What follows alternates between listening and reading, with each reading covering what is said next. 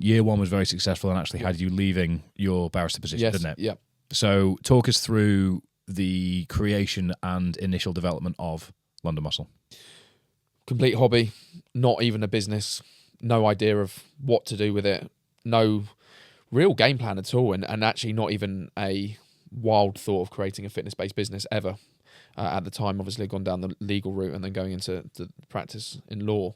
Fitness was a wild kind of thought from a commercial perspective. It was more just something we did, and we were just sort of playing it, and no one was necessarily, an expert, and still don't regard myself. I wouldn't tell people I'm an expert, and I do what I do and I do it well, but it doesn't mean that I know everything, and I'm happy to confess that. So just started from a hobby, and then it was just everything we did with it, we did it with 100%. Again, it's that same point coming back and back again. So we trained like animals, we trained all the time. People started to see difference in what we achieved, primarily aesthetic. And people started to ask questions. And again, like I said at the beginning of the podcast, yes, there's an element of it was novel because we were twins. It was easier to attract people or be known or more well known, I guess, in a quicker time frame, just because that was a point of difference for us two. And we had another set of brothers that weirdly looked more like twins than me and my brother did. So again, as a four, it was quite hard to replicate. But the niche really was, yes, we're into fitness. Yes, we want to look this way. Yes, you can look this way, but we're all doing it as professionals in another profession. We're not in the gym 6 hours a day eating chicken, broccoli, and rice. Equally, at the same time, we were quite aggressive with our stance. We were very much around the point that just because the man on the protein tub looks like the size of a house, drinking that's not going to make you do it, because he's taking jet fuel and we're not. And jet fuel is steroids. And we were very much of the opinion at the time that there was a real smoke and mirrors at that time in the fitness industry back then. Now it's content to tell people what you take. It's now become a brilliant point of conversation, and it's got to the point where the transparency and the level of knowledge the average person has about someone that is and isn't using, they kind of have to come out and talk about it because it's just ridiculous to suggest they're not. No, it's hard. Whereas back then, it was always really under wraps and no one really would call it.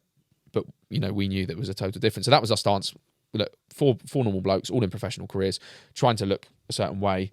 It was an age where, you go to Ibiza, you go to wherever, dare I say it, Magaluf, don't judge me, don't troll me.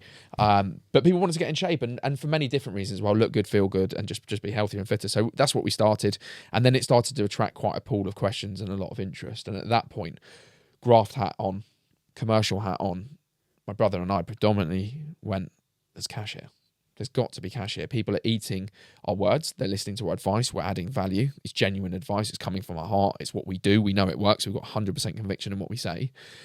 We've got to charge people for this information. We're working full-time jobs. We're sitting under tables, tweeting. At the time, it was Twitter was massive. It's just non-stop question, answer, value add. And so that's where the idea started to become a business. It was never envisaged to be a business in the first instance at all. But again, it's that aspirational, commercial entrepreneurship in our head where if we can turn our hand to it and make money from it, and the door we talked about at the beginning as an analogy, that door was presented in front of us because we were working hard at what we were doing. We were putting content out. We were talking to people. We were helping them. The door was there. We opened the door. We unlocked it. And as a joke, in the first year, we did $250,000. When I say as a joke, there was absolutely no game plan, no clarity about what was doing. There was no roles. There was no hierarchy within the business. There was no structure. There was no routine. It was literally 4 people just mucking in and just relentlessly, with a high work ethic, piling in. Who knew what was wrong or right? But we nailed it. And that ultimately, again, goes out to anyone watching this going, well, I'm trying this and I'm trying that. I always say to people, it doesn't necessarily mean you're doing something wrong if it doesn't work straight away. You have to give something sufficient momentum, sufficient time and investment and hours into something before you can even make an objective decision if it's the right or wrong route. So many people try something for a week and say, oh, I've not done $5,000 on my website this week. It's not working. Okay, but that's a weak mindset because you actually can't box that off until you've given it sufficient time and input to actually work that out. So yeah, we started completely out of that, and then from there we kind of found our feet. And again, commercially, it's the first time I've created a fitness business or a digital business. I'm not an expert, but again, everything I did, I'll give it 100% of my effort, whether it was social media, whether it was creating blog posts, whether it was replying to messages, whether it was email content. I would always do my best. That's all I could do, content with that, and that worked. And ultimately, I know it sounds a little bit simplistic advice-wise, but the more places you put your efforts, and it's 100% in more places, more chances something's going to stick somewhere. And if everyone had a blueprint for business, which I genuinely believe people think that people have a blueprint for a business to make millions. There's a lot of 21-year-olds trying to sell it, yeah. Yeah, exactly. If that was a blueprint, none of us would be in this room doing a podcast. We'd be on an island somewhere just chilling, selling that information. And I think a lot of people come to you, and ultimately it's mindset that could actually, it bottles down to a lot of the time with people. They come to you expecting the answer in their business, or expecting the magic key, magic piece of information. It's not. And I've learned that through years. A number of businesses had non-exec chairmans on board and people that come in.